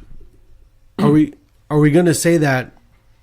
Is it gonna take the SmackDown Women's division to have someone main event a WrestleMania, or someone from the Raw brand? Because in my personal opinion, alongside with Paul E. Dangerously, that Paul E. Dangerously predicts that Charlotte might be one of the first women to main event at WrestleMania. Yeah. Well, it has to be Charlotte versus Asuka. Let me fix that for you. You're fucking my camera, brother. The main,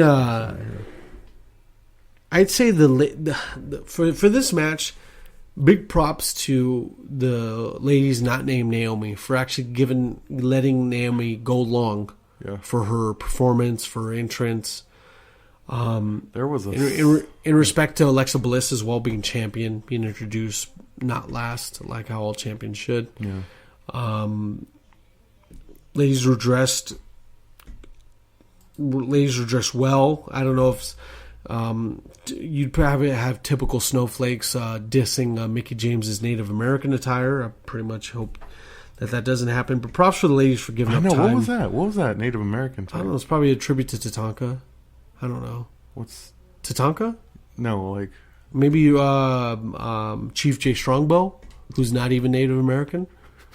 But props to the ladies for giving up time to give Naomi time to go long for her entrance. This fast-paced match, which left Alexa Bliss and Naomi in the ring at one point, and Naomi was placed into a submission. Alexa Bliss was put into submission from Naomi that made it look like, oh my gosh, it looked incredible to be in it. It was like, oh my gosh, like that looks very painful. Yeah, yeah. Compliments to Natalya for the double sharpshooter. That thing was sloppy as hell. And I'm like, why is Natalya's foot shoved under these two ladies now? It should have been placed over, but yeah, it was bad. It looked good in the head, It's painted. It's a picture painted well up in the brain, but okay, all right. That's giving it a lot of love. Yeah, well, I mean, Natalya is the best wrestler, not named Charlotte. Mark, you got worked, bro. Natalya is a good wrestler, all right? Yeah, but she's not. Yeah, okay, whatever. Is she not? Do you think It runs the you think title. she's better than Charlotte? Because I think so. That I she's- think Natalia's better than Charlotte. Yeah, that might be the one to headline WrestleMania. I hope so. I So hope so. But Naomi is the 2-time winner of the Raw Women's title via submission to Sex Alexa Bliss. Sex Alexa Bliss. Yes, you like that? I wouldn't consider her 2-time because she like won the belt and then gave it up so she can win it a month later at WrestleMania. What was She's that? a 2-time champ, man. Alexa Dude, Bliss what is the a 2-time fuck's going on, champ. Cosmo? Cos knows Vince McMahon. Dude, get on the phone. I'll give Cause that. The match wasn't. Ask him what it's the not fuck. prime rib. The match wasn't good itself, but it's It just was a $2 steak. they have. Yeah, exactly. It was a $2 steak at Vegas, a little lunch special, but not even. I'm not saying it's the cream of the crop, brother. But it's just it's just something to put over the hometown hero. That was it. Yeah, that's And, pretty much all. as long as Naomi gets to shake her rump, I'm satisfied. Naomi. Yeah, Naomi. She's. As long as we feel the glow within our loins. I feel that glow. Trust me. So the next Feel match that we have glow to all talk the way about, down my and leg. I'm going to pretty much go with without a script here. He's shooting, brother. I'm going for a straight shoot. Is we had Roman Reigns versus the Overgiver, the Undertaker, the Dead Man, Dead Mark Calloway, the American Dead Ass B. Hey, man. Well, that's what happens, you know. In this match, we're at a position where no one's going to be satisfied. If the Undertaker wins, Roman Reigns fans are going to be pissed off. Traditionalists will be pissed off because the old vet didn't go out seeing the lights, laying back flat back on the canvas. Undertaker fans aren't going to be happy because this is Undertaker's last match. Roman Reigns is the one to beat the Undertaker. Nobody likes Roman Reigns. The fans have been sitting in WrestleMania for 7 hours, 6.5 before this match starts.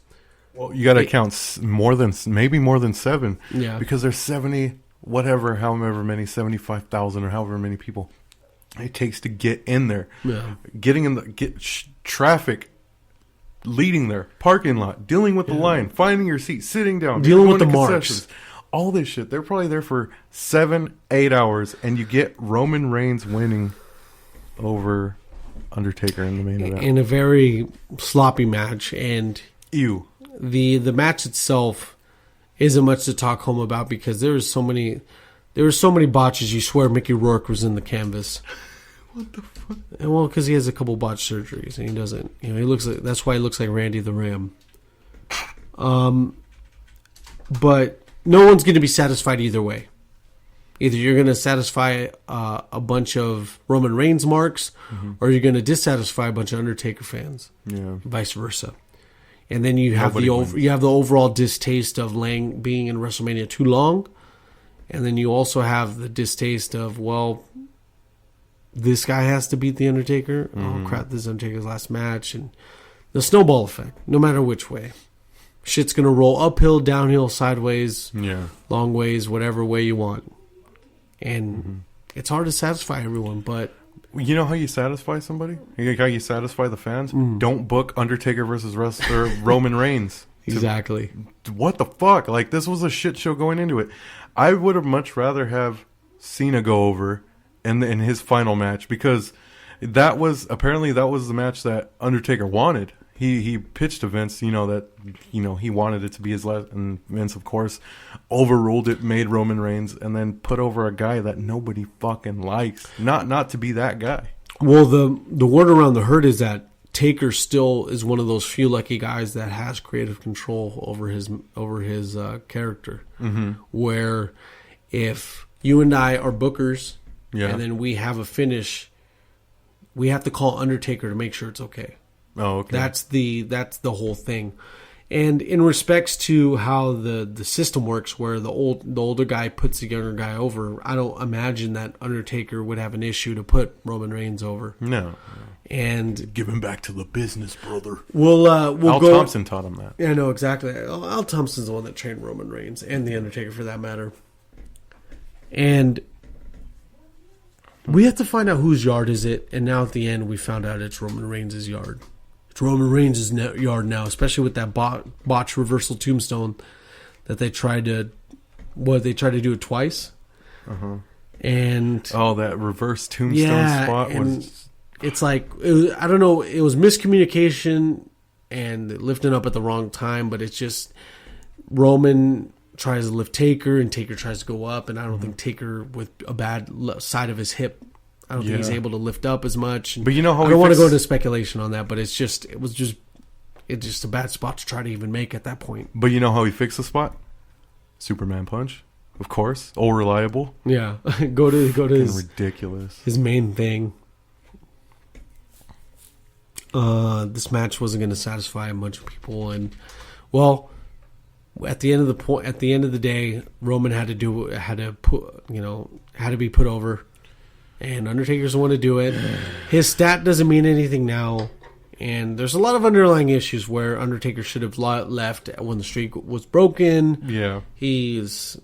I remember when Meltzer talking that he was talking to a major player in the WWE around 97 saying that Undertaker only has a few years left. In 97. 97. We're 20 years past that. So there's just tons of underlying issues, but point blank, Undertaker, from a old-fashioned classic standpoint, did the job for a younger guy. That's all you need.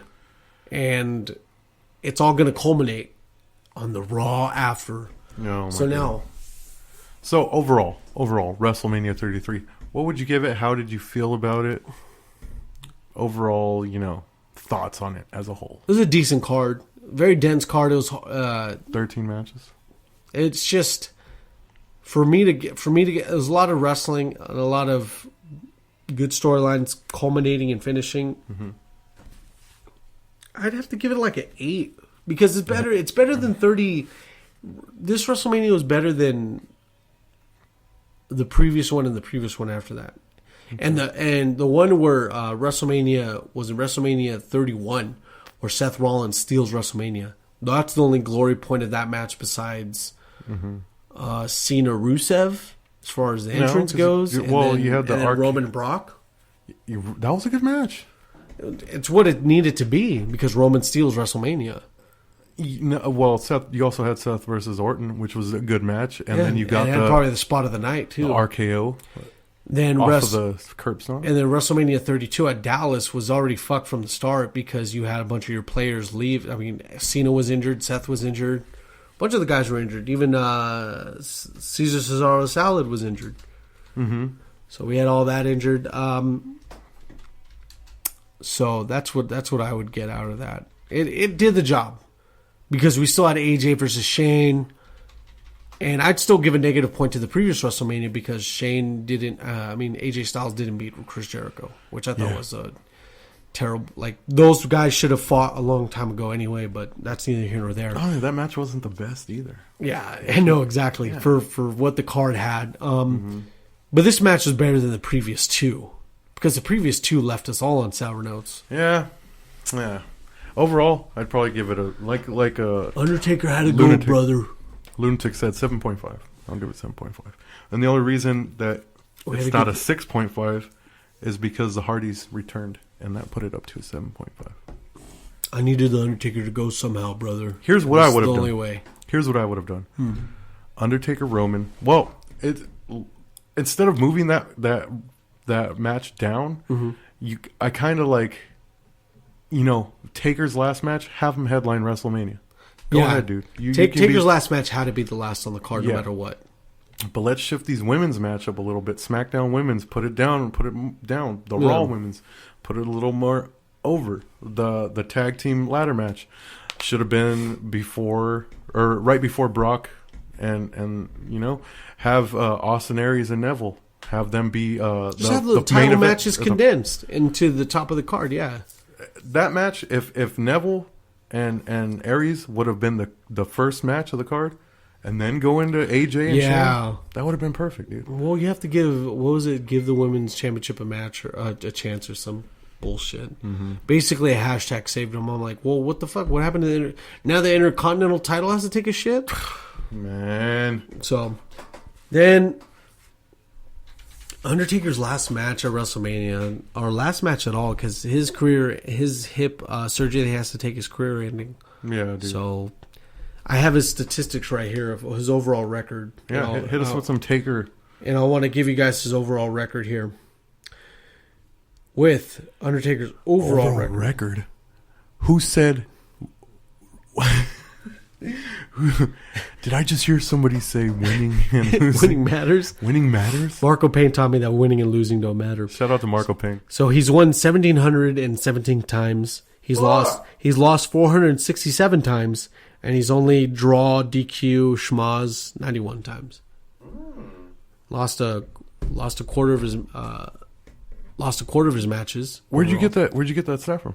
High atop the Wrestling Observatory. Oh, okay. Because there's actually a website that shows you all the matches that like most of these wrestlers. Well, this is part of Undertaker's other alias, the Overgiver. The more you know. Okay. But, oh my God, what's Deadass doing in the Impact Zone? Oh my God, it's Deadass B. Lunatic says Taker's match should have ended on a win, though. At least he thinks so. You're talking to the vets, brother. You gotta.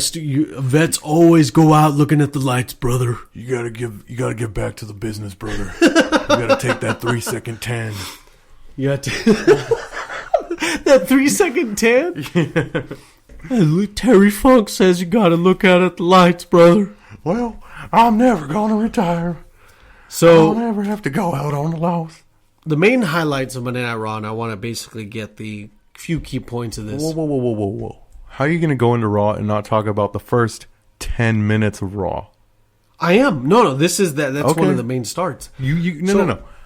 The first 10 minutes. The first 10 11 minutes. Okay, continue. Roman Reigns comes out to a slew of boos.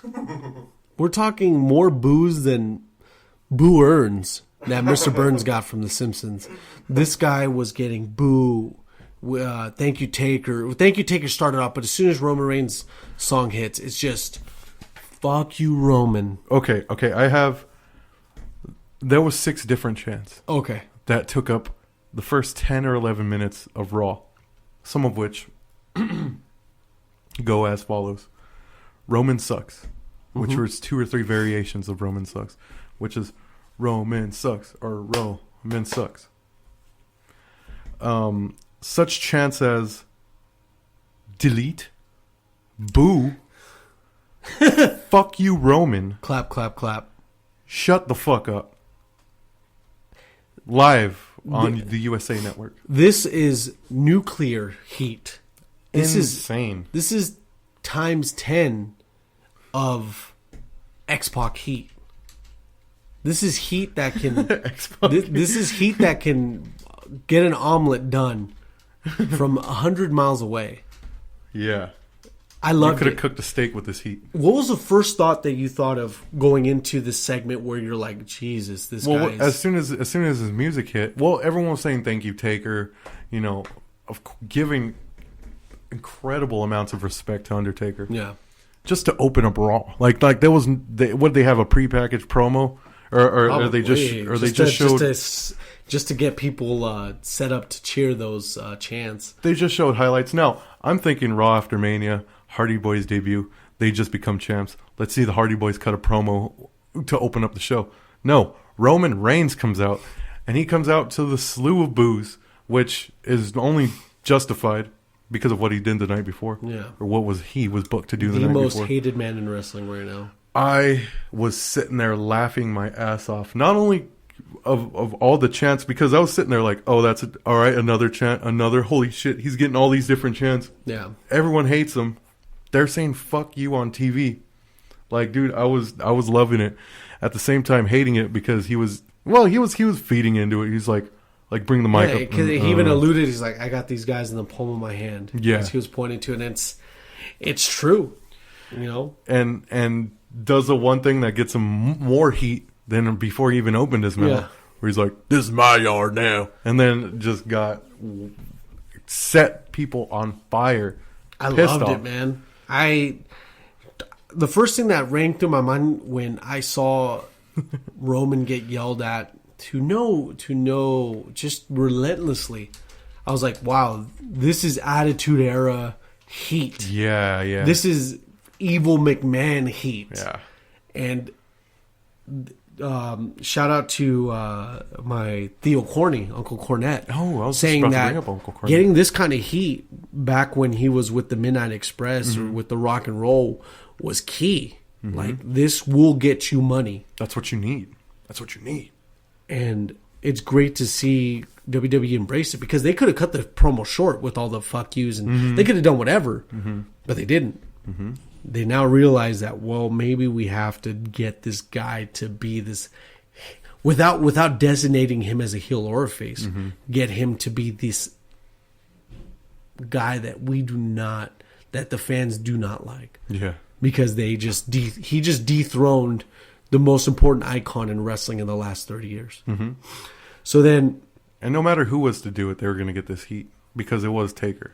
Oh, it's beautiful to get 15,000 people at your bidding like that in a negative fashion is money, because now people are going to pay attention to it. They're going to be telling you, well, this is the guy I don't like. Yeah. Bring it to the friends that don't like wrestling. It's just going to envelope to other things, you know, just the next thing that we had too is the Hardys come out and face the Club. It pissed me off. I wrote this down. The Hardys versus the GNA Express, which is now the new name I'm labeling them at. Well, they said it in Ride Along. They called themselves the GNA Express. So let's run with that. No promo from the Hardy Boys. What the fuck? You get one of the most well-received returns in like WrestleMania history. They win the titles. They show up on Raw the next day, defend the titles. No promo. Coming from two guys who made their comeback based off their characters and promos. This is their tag yard now. Fuck. That shit pissed me off, dude. Yeah. How do you not have them pick up the stick and say anything? How do you, like, what the hell? What is your reasoning for that? That's the business, brother. But so they end up defending against the Club via rematch clause, and Jeff looked beat up, dude. Jeff looked pretty haggard, man. For him to take that big spot and still come out Monday, oh man, at 39, yeah. Matt doesn't take bumps like that, brother. He can't take bumps like that. The Hardys end up retaining, gets a huge pop, and I love it. The next thing, Vince comes out and says Raw needs a new GM. Teddy Long comes out as a joke, which I thought was funny. Well, he teased it. He's like, your next GM was just inducted into the Hall of Fame. And Teddy Long comes out, does his ridiculous dance. And then I thought Jim Cornette was going to come out. Man. He wasn't inducted, though. No. He'd like to think that, though. The slapstick, I like the slapstick for Teddy. Like, Teddy, stop dancing. For the love of God, Teddy, stop dancing. He just keeps dancing. He's just like... Teddy. And Kurt the Hurt Angle comes out and becomes the new SmackDown GM with the meat sweats. Because you see a bunch of... He has to lay off the protein, sweats. Man. He has the meat sweats. And dude, yes. Homeboy is leaking through his jacket. Yes. And... yes. Vince McMahon whispers to Kurt Angle, do a good job, and a great match, a great idea from Vince McMahon to make him the new GM, because Mick Foley, as creative as he could be, I think you need that spontaneity from him. Mm-hmm. Being the commissioner Mick Foley, where he has random offices, random matches. Dude, if he was Commissioner Foley like all over again, that would be beautiful. Oh my God! But you don't have that feeling because now there's so many disconnects. There's his hair, him dressing in suits sometimes, sweating through the suit. Yeah, and it's still. But hopefully, Kurt Angle can develop a program as a GM and then have some kind of tension to lead up to his final match at Mania next year, where he faces off Daniel Bryan. You're predicting that right now? Yeah. Okay. Put it on the prediction board. Here's another thing that pissed me off. They also mentioned that Superstar Shakedown, but back to what you're saying. Yes, they do. They did mention that before he came out. You know, it was funny too because Vince is like, I love Vince McMahon. I fucking love this guy. Yeah. He's like, talks about how injured Stephanie. He's like, Stephanie got injured. She's not here today, and everyone's all cheering. He's like, what are you doing? He's like, she hurt badly. What are you animals? it's the fucking man. Still just diving into that. Yeah, but what pissed me off, announces him as GM. Kurt Angle comes out, like you said, tells him do a good job or whatever, and then he fucking walks back. No promo, no mic work. What the fuck's going on in this writing room, dude? How come these guys aren't getting promos? Well, I'm going to talk to Dewey Foley, see what's going on. Talk to Doofus Foley for me. Dewsworth D. Foley. Folenheim. All right, so next up, I'm going to go ahead and talk about this segment. Please. Because this one is near and dear to my heart. And something that I don't like, because they did it on Raw and they did it on SmackDown, where they issue open challenges, and that's kind of like, all right, yeah, we know someone new is going to come out. Let's sort of shoehorn this a different way. Let's make a story, or let's introduce a newcomers into the roster a different way, rather than just say, we're here, let's have an open challenge. Anyone in the back, anyone new too. Yeah. Wink, wink. Wink, wink, nudge, nudge. So deliberate. The New Day does that. They come out. They're like, all right, any open challenge. Anyone in the back who thinks they have the balls to come out and do it. What happens that I've been saying should happen a long time ago. The new tag team that's introduced into the Raw roster, the Revival. And the reception that the Revival got surprised the hell out of me. It was a crazy pop that they got. People love the Revival. A little dash of Dawson goes a long way. What have we been saying for the longest time? That the tag team division on Raw needs a little dash of a little Dawson, maybe a little Revival of some sorts. They need a Revival of some sorts, and they got it. And they come out. People are saying yeah with the song. Yeah. Immediately, do what got them to the dance. They kick over the ice cream cart that they had, and Dawson knocks it over, and Dash fucking stomps on it. Immediately, everyone's like, "Oh, what are you guys doing?" Yeah. And then they get on the apron, and they have a match, and they look damn good.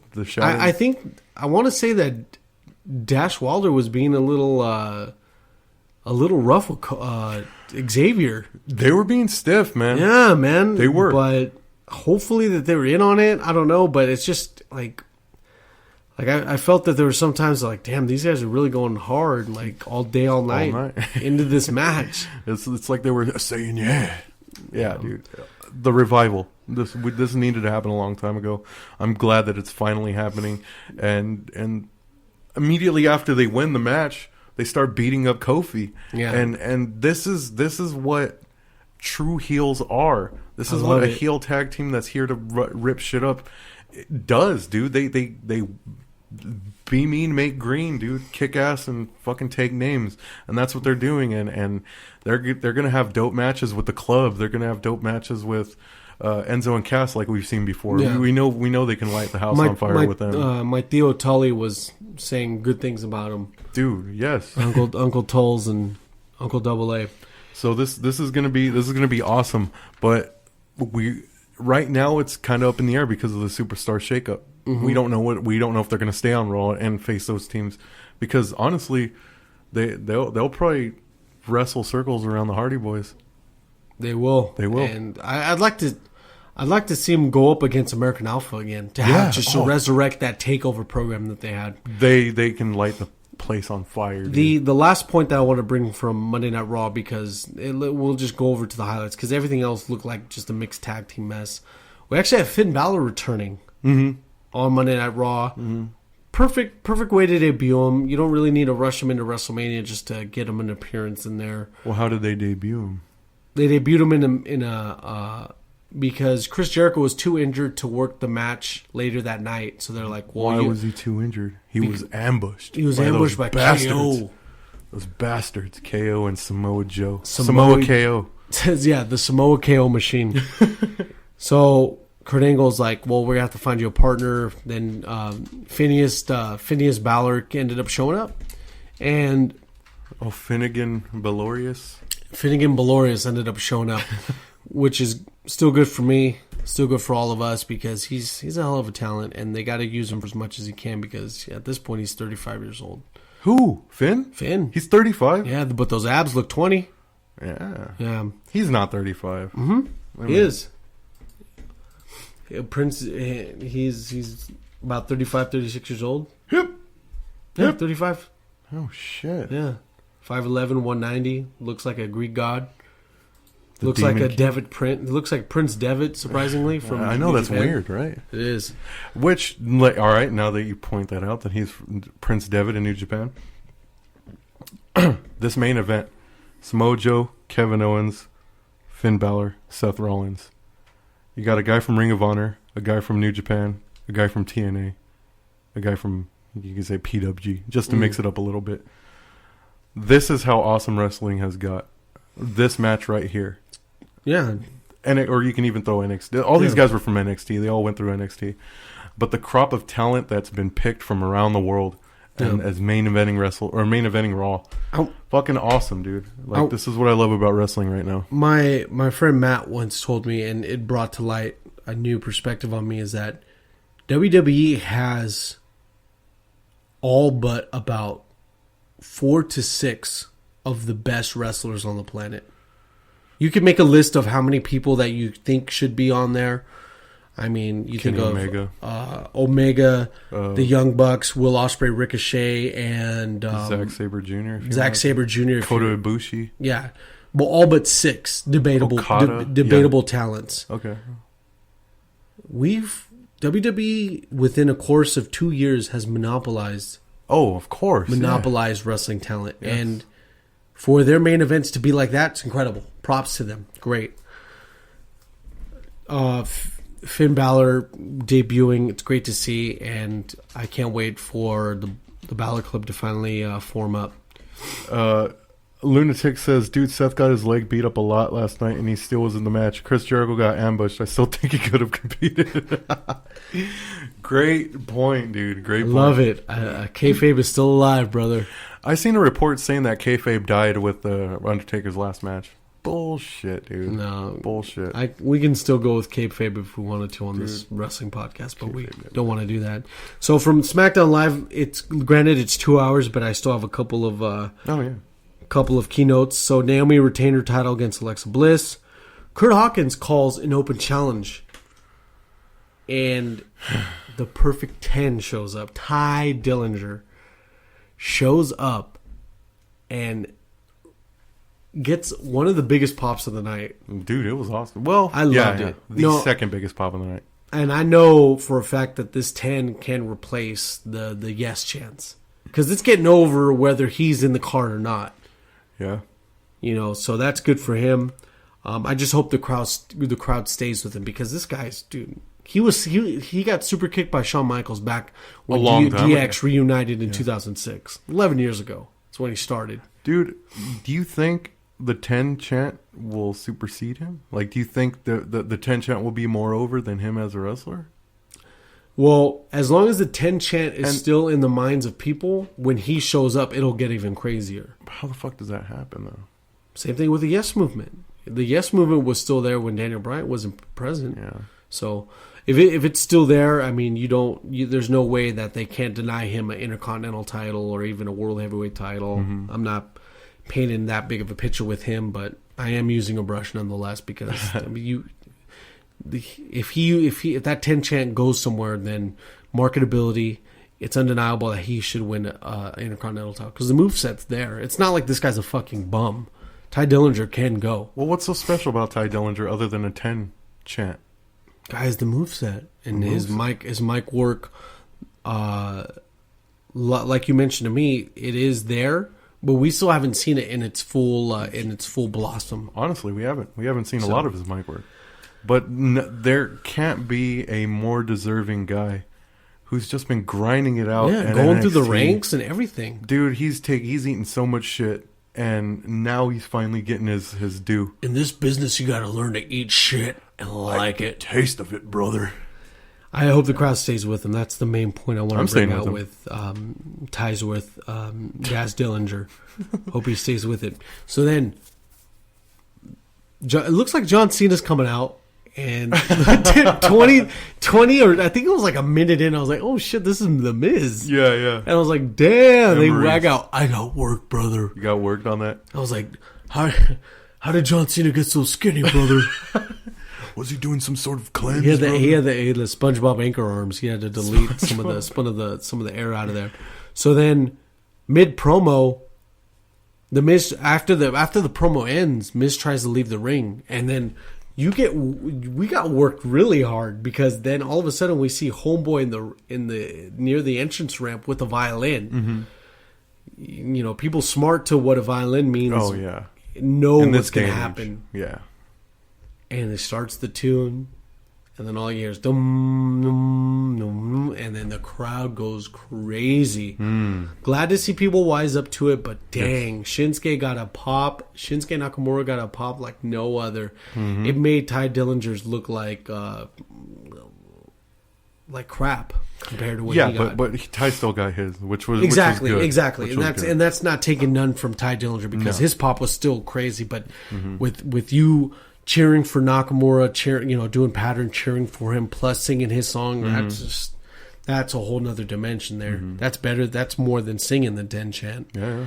And Shinsuke comes out, doesn't even need to say a word, but his just magnetism gets people. No promo. Dude, this is pissing me off in wrestling, man. 2 hours on SmackDown Live, brother. What are we going to do, Jimmy? Fuck off. I know, man. I don't want to bring negative light to it, but no, yeah. All Shinsuke got to do is just, do a couple of those double hand job hey, chops. hand job. What are you talking about? And look like Michael Jackson. He got it, man. People are, like you said, I'm glad people are smart to it. This guy right here is what better time, Yes, exactly. The main roster is got a huge shakeup with the revival with Nakamura, and you can even say with Ty Dillinger too, because he's really changing the audience, because now like the 10 chant is fucking huge and it's everywhere. So we're in for a new era here. The last couple of things that we had on this card was Dean Ambrose versus Baron Corbin. Street fight for a non-title match. Street fight. Good match. A good match that should have been the match for.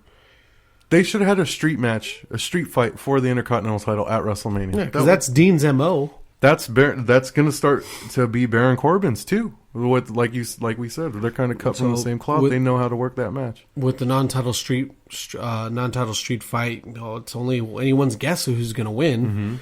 But I want to say it like this, man. There's just this idea where Dean Ambrose. I don't know, man. I think Dean's era in WWE just came to a halt. Like, I don't see anything worth of value that Dean has, and this is all respect to him. But it's like the world title didn't do it for him. The Intercontinental title didn't do it for him. This lunatic fringe thing is cool and everything, but once we see him do a suicide dive, his ricochet rope thing where he does with the clothesline, it's like, what else? His rebound thing. What else does he have? Because he's fucked up already with the Stone Cold podcast thing. Yeah. And when he talked did you hear when he talked to Renee at the Hall of Fame? Yeah. I was like, dude, I felt like, what the fuck, am I watching a couple fight right now? Like, no, it wasn't that bad. There's just this, but if you I felt uneasy. And I don't know, man. I just don't think this guy is like an ideal high tier. I think he's just suited for the mid card. No upper card stuff, mid card. What do you think if he tag teams with somebody? You think that'll help him?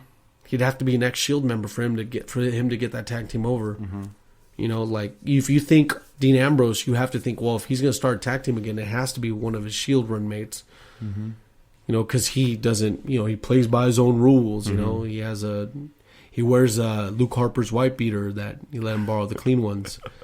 But with Baron Corbin, I still see more with him than I do Dean Ambrose. Well, yeah, because he hasn't done anything yet. Tons of potential with the boy.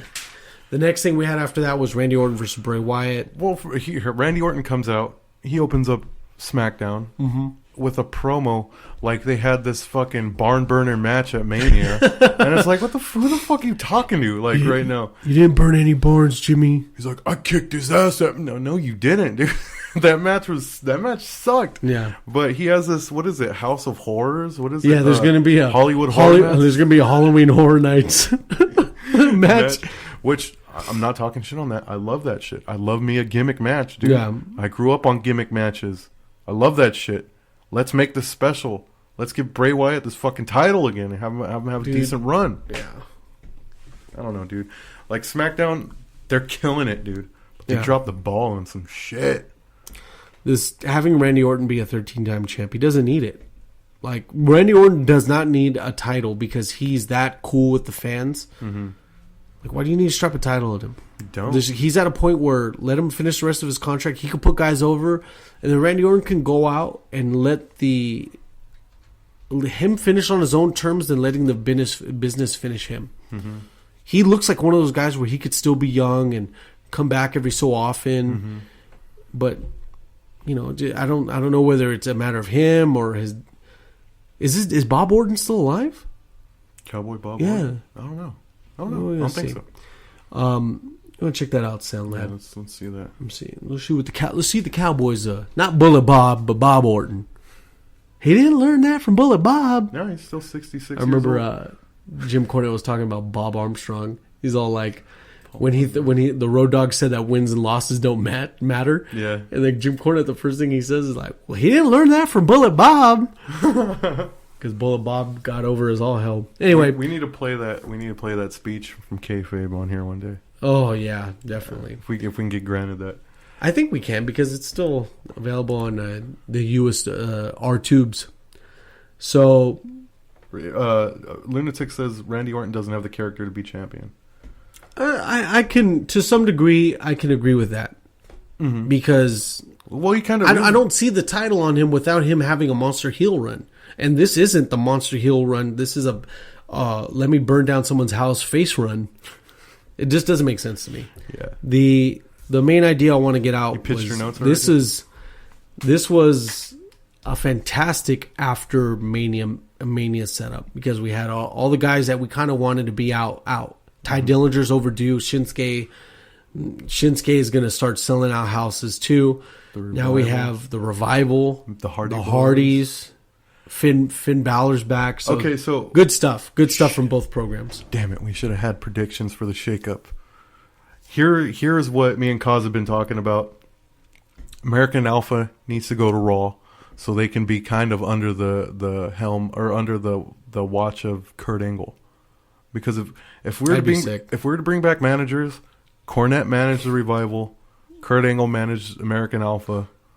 Yeah, we need the Broken Hardy stable, whatever. Like it'd be awesome to see that. Yeah. So, who would you like to see on Raw? Who would you like to see on SmackDown?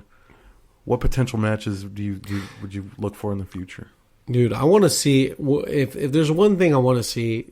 I want to see the Demon King Finn Balor go up against Roman Reigns. I want to see this size differential, but I want to see Finn Balor just obliterate Roman Reigns. Mm-hmm. Just talking like giving him the sling blade, giving him the coup de grace, just literally working the cat. Yeah. And making it seem like no matter what Roman Reigns does, he's like too big and too lanky to handle this quick, strong guy. Yeah. I want to see that. That's cool. You know, it's just one of those fantasy matches, but then we have AJ Styles got to work with a couple of cats off Raw too. Yeah. AJ and Cesaro? Yeah. Whew. Yeah. That is singles? Oh, that would be a spicy meatball right there. AJ. It's just because I don't want to look at the main highlighted matches that we're going to expect to see.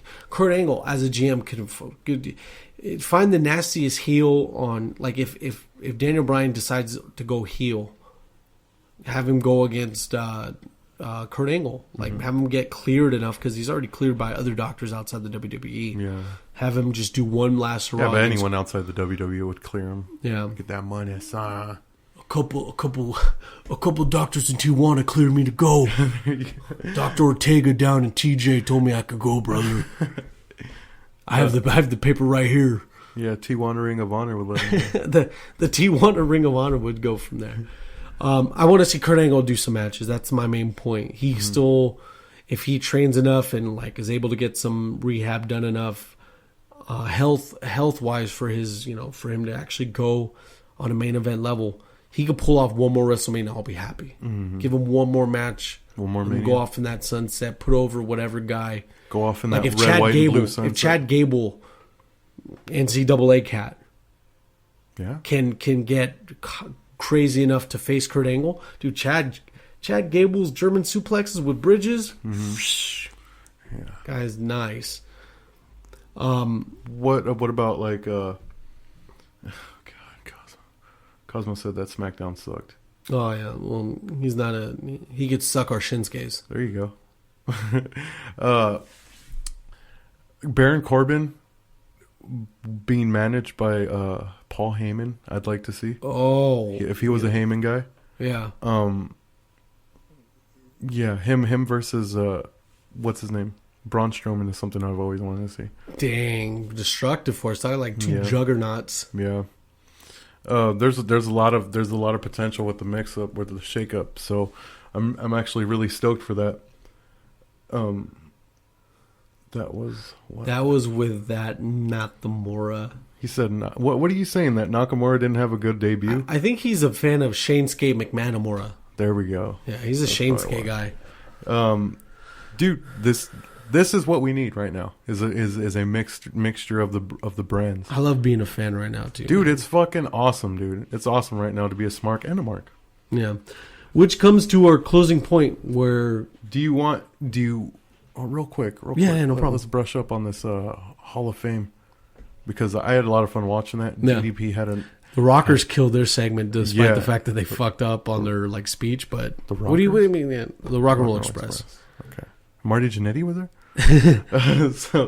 So Lunatic says AJ Styles versus Roman. Yes, Reigns. That'd be good, man. I want to see AJ beat the shit on Roman. All of us do, bro. We all do. But see that 450 on that Roman Empire, brother.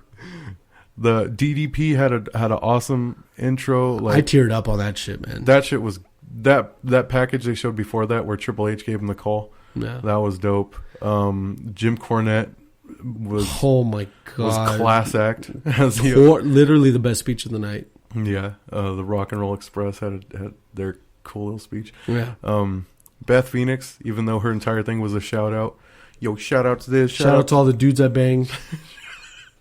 Edge had his little moment there. Kurt Angle's the intro was all right, but Kurt Angle's speech was dope. Yeah, Kurt Angle, the thing is that it sucks to see some guy who can actually still put on great matches be inducted in the Hall of Fame. I hate that idea where people are going to imagine him not being able to wrestle anymore. I'm like, hell no. Like AJ versus Kurt Angle can still bring you money. Teddy Long was awesome. Yeah. Theodore Long, man, started as a ref, baby. The APA, hearing their music hit one more time and getting the pop. Their stories about him were funny. Well, fellow player to player. Yeah. How do you feel with Teddy Long being inducted? I mean, that was cool, man. It's good to see one of my fellow players. There you go. Get in the mix. Holla. But Hall of Fame. I like how he said, "I'm not going to be long-winded about this," and just got it all out. That dude is dope. I want to see that dude that won the Warrior Award, Eric LeGrand, versus Dross in a last man standing match. That is cold. Cosmo. You are cold, Cos. You are the heel. He living the heel life. Of a Smark and a Mark. Yeah.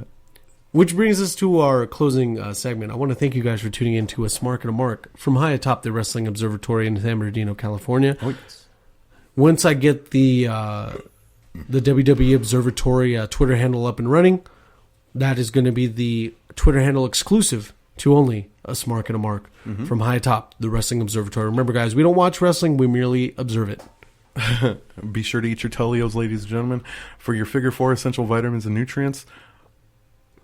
Telios. For Kraze LZOM, I'm Mark Flores. I want to thank you guys for listening to Smark and Mark, where we reviewed Smarkamania, the Raw after Smarkamania, and Smarkdown Live. Thanks, Cos. Thanks, Lunatic. Shout out to Nugs. Thank you guys, man. Make sure you guys share the show. Make sure you guys take care of yourselves and each other. Later, man.